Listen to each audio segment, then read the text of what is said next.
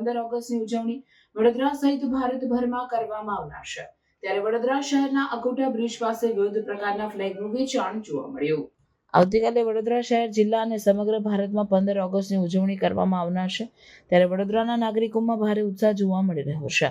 ત્યારે વડોદરા શહેર અકોટા બ્રિજ ખાતે વિવિધ પ્રકારના રાષ્ટ્રીય ધ્વજનું વેચાણ કરતા જોવા મળ્યા, જેમાં નાના મોટા ધ્વજ અને બિલ્લા ટોપીનું વેચાણ કરતા નજરે પડ્યા હતા। વડોદરાના નાગરિકોમાં પણ ભારે ઉત્સાહ જોવા મળ્યો હતો। ત્યારે વડોદરાના નાગરિકો રાષ્ટ્રીય ધ્વજ ખરીદતા નજરે પડ્યા હતા। જય હિન્દ, જય ભારત। આવતીકાલે 15 ઓગસ્ટ છે।